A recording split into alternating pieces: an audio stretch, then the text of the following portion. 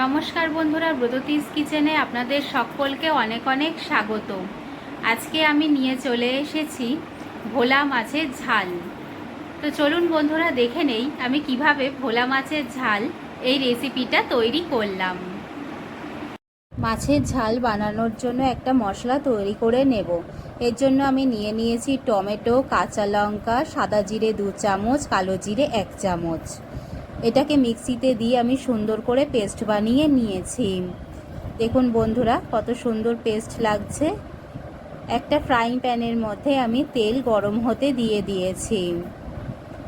এখানে আমি মাছটাকে সুন্দর করে ধুয়ে নুন, হলুদ, তেল মাখিয়ে রেখেছি। এবার আমি মাছগুলোকে ভেজে নেব।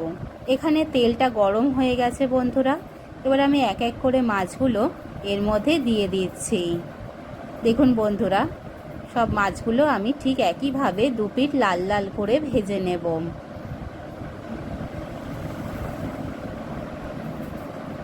মাছগুলো ভাজা হয়ে গেছে বন্ধুরা। এবার আমি এটাকে একটা পাত্রের মধ্যে তুলে রেখে দেব। এই সময় ফ্লেমটা কিন্তু হাই রাখবেন। মাছ ভাজা কমপ্লিট। এবার আমি ওই তেলের মধ্যেই দিয়ে দিলাম কালো জিরে 1 চামচ মতো। কালো জিরেটা দেওয়া হয়ে গেছে বন্ধুরা। এবার আমি এর মধ্যে মশলার পেস্টটা দিয়ে দিলাম। এটা দিয়ে আমি সুন্দর করে নেড়ে নেব যতক্ষণ না মশলা থেকে তেল ভেসে ওঠে।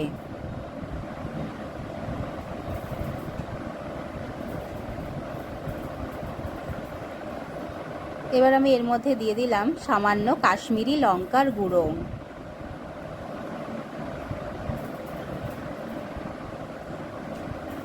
এবার দিয়ে দেব জল।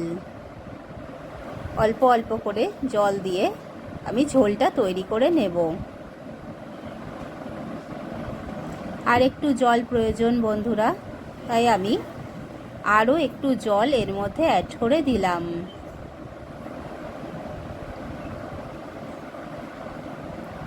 এবার আমি ঝোলটাকে ফুটতে দেব।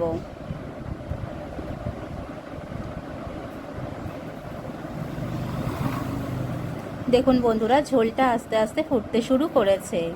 এবার আমি এর মধ্যে দিয়ে দেব নুন। নুনটা আপনারা আপনাদের স্বাদ মতন দেবেন।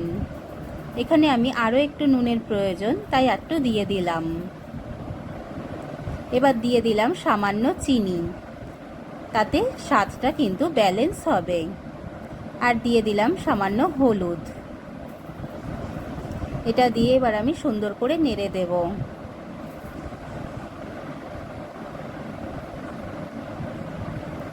ঝোলটা ফুটছে কিন্তু বন্ধুরা।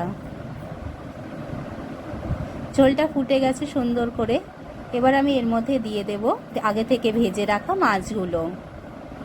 দেখুন বন্ধুরা এক এক করে আমি সব মাছগুলো এর মধ্যে দিয়ে দিচ্ছি।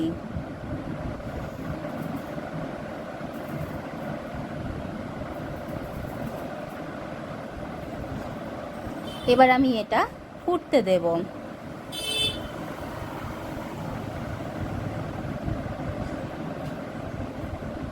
মোটামুটি 10 মিনিট মতো আমি এটা ফুটিয়ে নেব। এবার আমি উপর থেকে দিয়ে দিলাম চেরা কাঁচা লঙ্কা। চেরা কাঁচা লঙ্কা ফ্লেভারটা কিন্তু ঝোলে খুবই ভালো লাগে।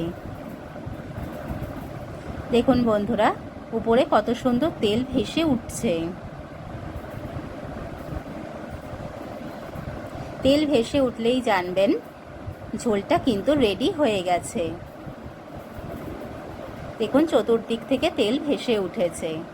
এবার আমি এর উপরে দিয়ে দিচ্ছি আগে থেকে কেটে রাখা ধনেপাতা।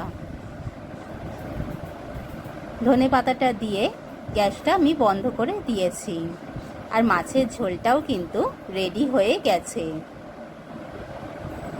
ধনেপাতার ফ্লেভার মাছের মধ্যে কিন্তু খুব ভালো লাগে।